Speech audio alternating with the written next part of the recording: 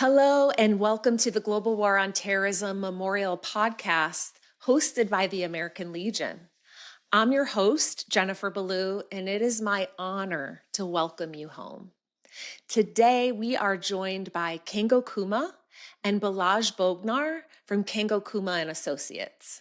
The GWOT Memorial Foundation is fortunate to have them leading our design team for the memorial.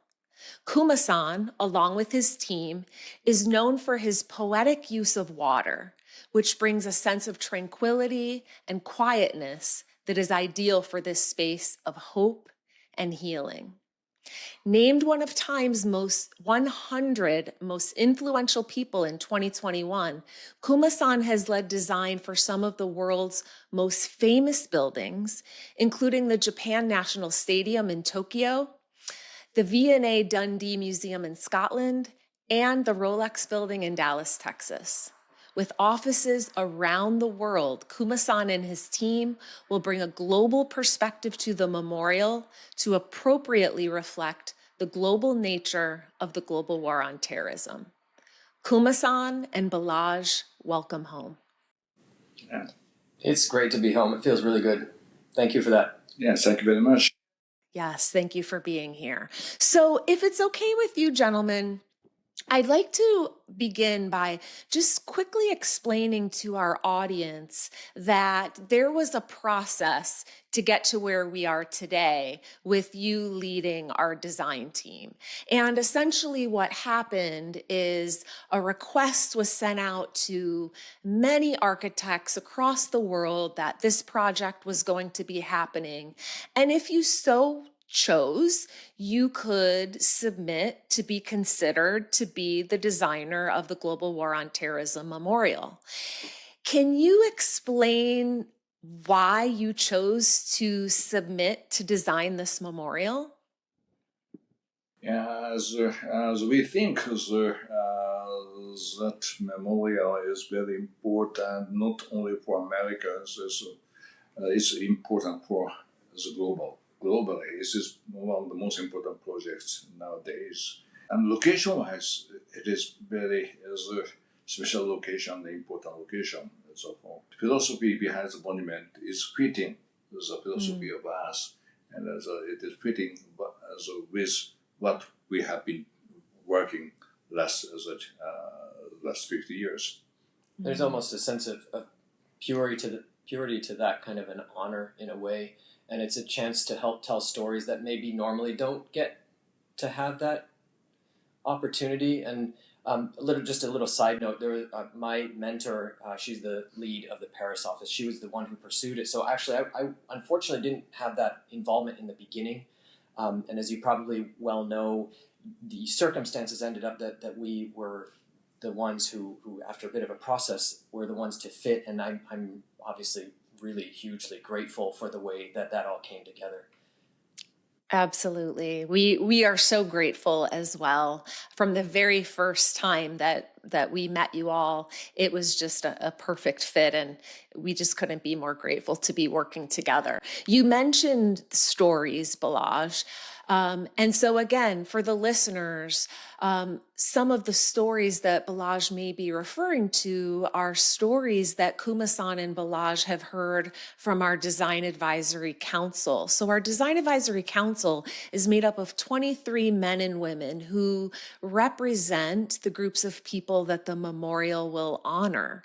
So we have Gold Star spouses, Gold Star children, uniformed wearing veterans, non-uniformed wearing veterans, family members.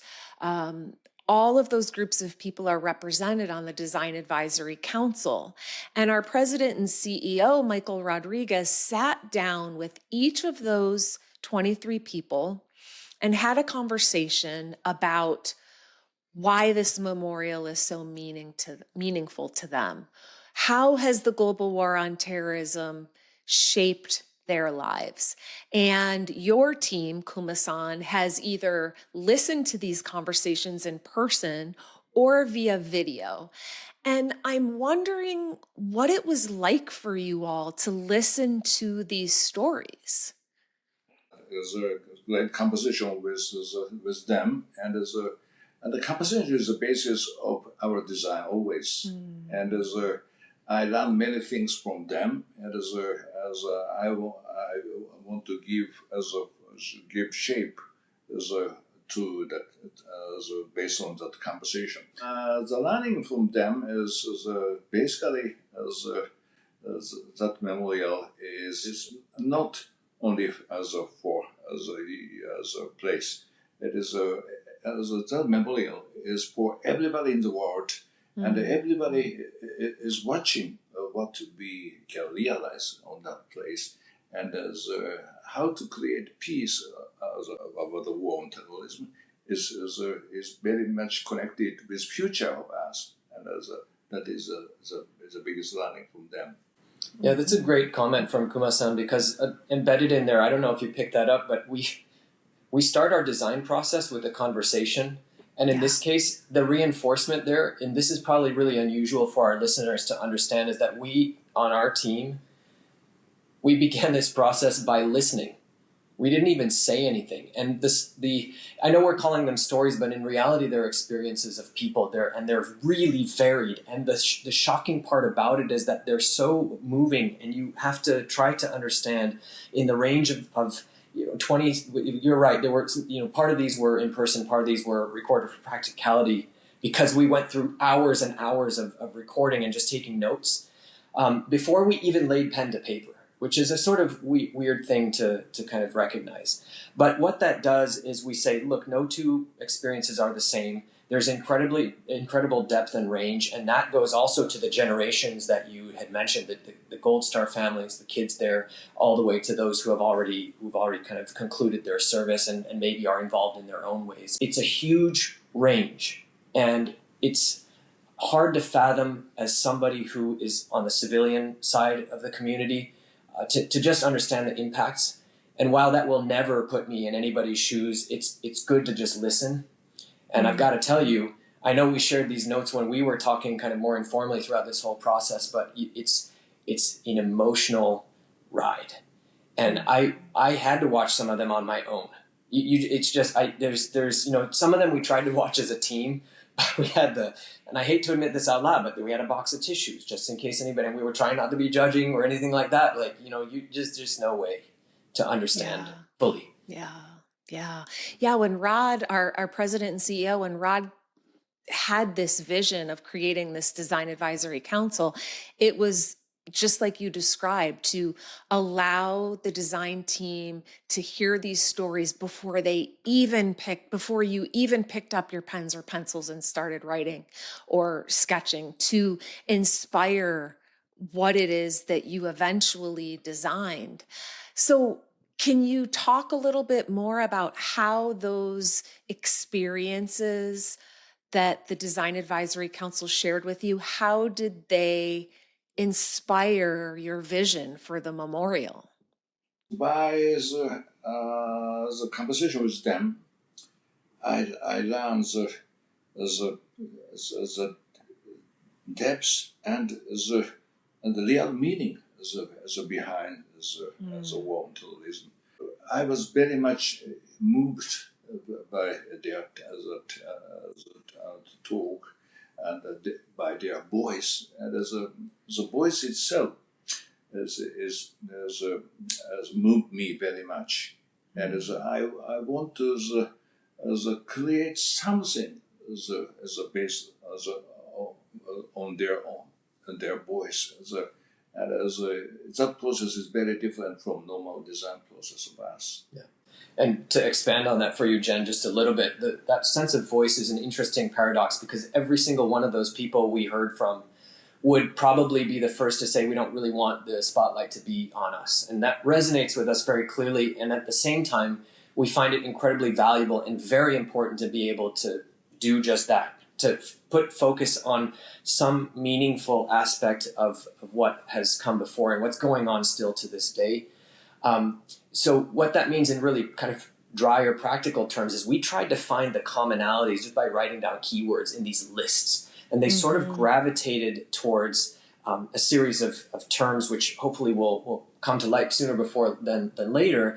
But that sort of gave us a sense of, well, what does that mean in experiential terms? What does that do? How does that translate over to design or architecture? We start out by saying, well, we don't really quite know, but we can start with what we've heard. We start with those experiences. We start with trying to understand first. It's really, really challenging. And I'm saying that because we couldn't pack in more than a couple of these recordings or in-person listening sessions in a day, because you cannot do it. It's just too much to try to process. Right. Yeah, that makes sense. And on that note, the global war on terrorism is deeply personal, like we're alluding to here, like we're saying, but it's also broadly international. How did you find yourself balancing representing both individual sacrifices with the collective experience of the global war on terrorism? Individually, I was very moved by by the voices, but we should share my feeling to everybody. So that is the real role of monument, and we try to create as a monument with the very as a quiet shape, and with the material, and especially the water is very important, and by using that kind of natural material. So I want to share with everybody. That's a really good one too, because, and I might cue in Kuma-san's personal connection to all this, but what you're asking is a really tricky one, because everybody will connect to this in their own way, and everybody's involved in their own way. And yet, when we talk about shared experience, there are some things that hopefully kind of gravitate towards the universal. So when Kuma-san's talking about water or materiality, that there's a way where we all are experiencing that, and it's trying to reflect all of the different kind of keywords and some of the experiences we've heard. Hopefully that will kind of weave it all together into an experience that we can all find in a kind of a shared moment. And that, not to sort of push it too hard, but I realize that, we all kind of, the way that the global war on terror sort of daylighted was the September 11, and I'm only raising that because Kuma-san has a very personal connection to that, as do I. But those personal stories hopefully are not the specific focus of what it is we're doing together, but that that they're part of it, right? In some of the design elements and reflected in through the way people interpret it and so forth.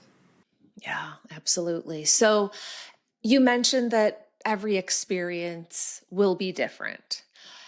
That being said, what kind of emotional journey do you anticipate visitors will have when they go to the memorial? As visitors, will have the very quiet experience in that the memorial, and the memorial itself is not super high building. It is not super high as a monument. It is merging to the environment, and the water is a protagonist of the memorial. And the waters reflect everything. Water reflects sky, reflects clouds, and by the conversation with waters, the guests can go to their own experience deeply, and that is the basic the philosophy behind the memorial. Those are really great notes, especially since they also probably are kind of we see it sort of in a varied way from there, where I realize that visitors, including myself, will probably fall into two general camps. Those have been very directly affected, and those who probably have seen it or understood it from the sidelines. And I would love for people to understand both the raw power that it's taken to enjoy the kinds of things that we do at home in the U.S., but the other is a sense of it's a mixture of awe and gratitude, I suppose. I would love for those people who have been in service and for the families who've been affected to feel seen and heard in some way. And I don't know, we can't really necessarily presume that that's going to be, we can't say, hey, we've designed it so you're going to feel that, but it's our hope that there is a sense of respect and being thankful. And for those of us who are on the civilian side of things, that we are the beneficiaries of actions that we will probably never see. And so this is a way that some of that becomes visible. Maybe it's a chance to invite people to exchange their experiences there on site. It's a war memorial. It's a warrior memorial. It's a chance to be human together. I don't know how else to say that, and it's in the current moment that we are living our lives together, and it's good to be able to see each other for that. Yeah, chance to be human together. That is just extremely powerful. The global war on terrorism continues today. So you are designing a war memorial for an ongoing war. And I'm wondering if there has been anything challenging about that particular piece that you might be able to comment on. We should be connected together again now the situations political situations and in the global situation is very complex, but we need to be connected again, and that monument is the monument of reconnection of us, and we should not divide the people. So we should connect to the fight again together, war on terrorism, and it is the important goal of this moment. It's sort of hard to follow that one. You don't have to. Yeah, it's really well said from Kuma-san. Maybe Yes. we'll leave it at that. If you feel like I need to add anything. No, thank you so much for that, Kuma-san. Kuma-san, you often speak about architecture's ability to heal. And as you know, HEAL is one of the tenets of the Global War on Terrorism Memorial Foundation. How do you both hope that this memorial contributes to healing for those who visit? Yeah, as the protagonist of waters in the center of the memorial, as a combined with greens and some natural materials, and through the conversation with the material, we will be healed, and it is the most important function of the building.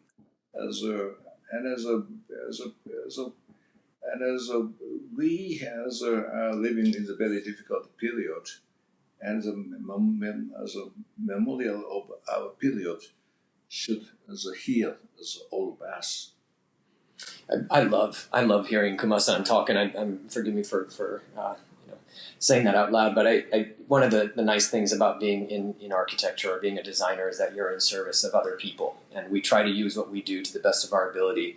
And in this case, it's for a very special group of people who have been affected in ways that are currently ongoing. And I know that this is sort of harking back to the previous question, but this is maybe tied together. Our service to you all in the community is to help you feel seen and heard, at least to have a place to call home. And I love that you opened the podcast in that way.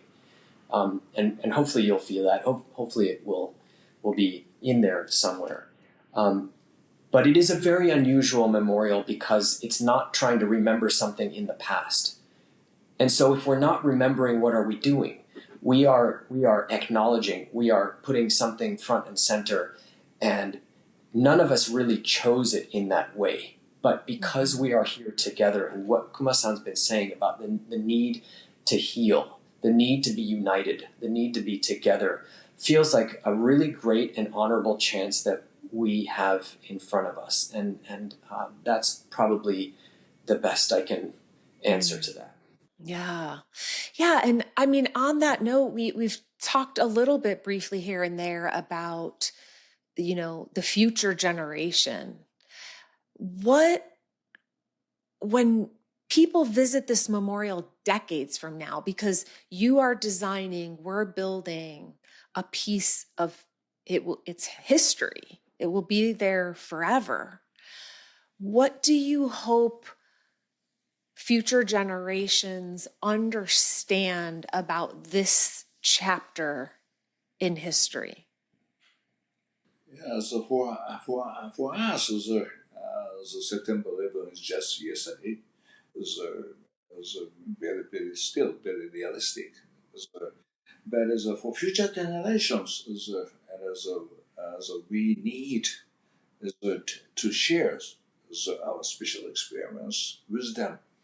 And they can read the books, that they can read, they can see the video films, but the reality of the September 11 should be shared by the real experience. So that this monument is a monument for sharing experience, and that is the key point of this design. That's absolutely right, because in a lot of ways what we're trying to do is to provide the catalyst for sharing those stories, to keep those experiences alive and clear and important, despite the fact that many of them are very difficult to talk about. But if we don't talk about them, then we will be in a recurring pattern. I also would love for future generations, that includes my daughters and all the kids who have been affected, they have a way to carry forward in a very real and meaningful way, that they have a chance to talk about it long after, we three on screen, long after the audience here listening to us, long after they're gone. We will only have mattered because we're sort of setting this forward, but no, the names and places will sort of fold into a bigger tapestry. But I would love for the generations to come to see this as vital, important. It's not just about let me put it in positive terms. It's about hope. It's about humanity. It's about strength. That we've got that as part of us, and I that would be amazing if we can. We won't be around for that to be felt, but maybe we've done some good initial steps, I hope. Oh, I know you have, Kuma-san and Balázs. And when this podcast episode airs, the design will not be public just yet, but it will be soon. It will be very soon. But I do believe that our listeners hearing and or maybe watching and seeing the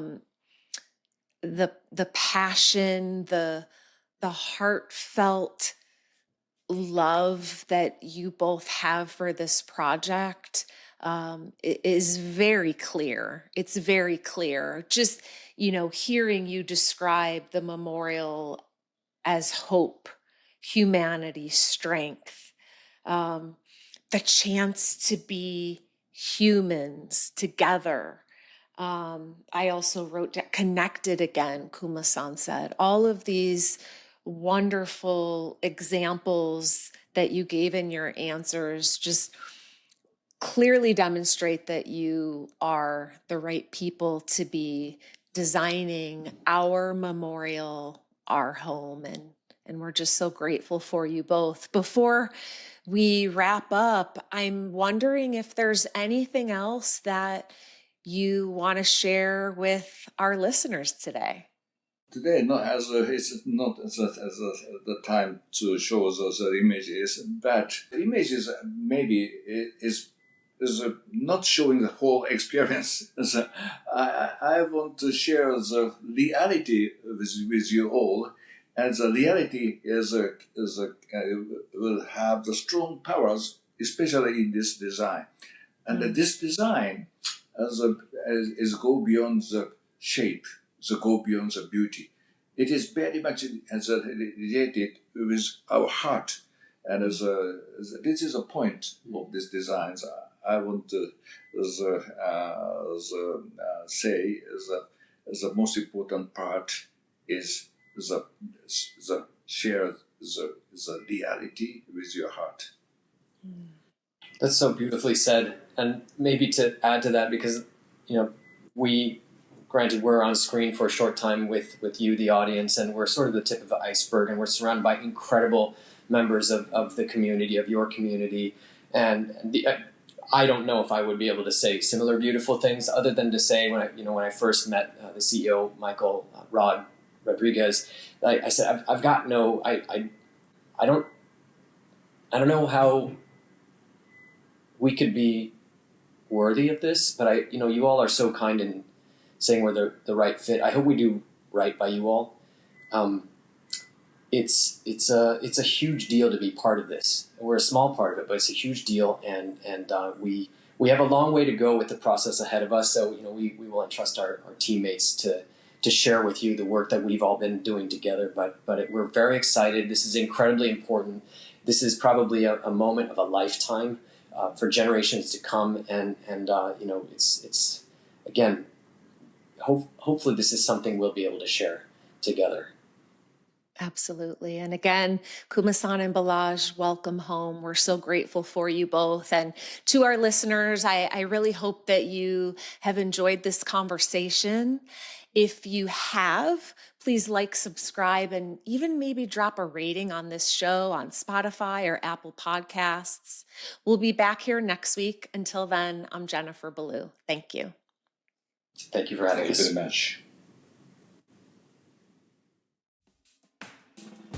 Welcome Home is produced by Jennifer Blum, Holly Soria, and me, Jennifer Ballou. Our operations manager is Henry Howard. Art for Welcome Home is by Minerva Consulting. Our theme, A Place Like Home, is by Birgensen Lundberg via Epidemic Sound. Mixing and editing is by Jennifer Blum. Thank you to Tango Alpha Lima Podcast and the American Legion for their collaboration on this inaugural series. You can find their episodes, guests, and more at legion.org/Tango Alpha Lima. You can find out more about the Global War on Terrorism Memorial Foundation, get updates on the National War Memorial, and learn how you can get involved by following us on your favorite social media platforms or by visiting GWOT memorialfoundation.org.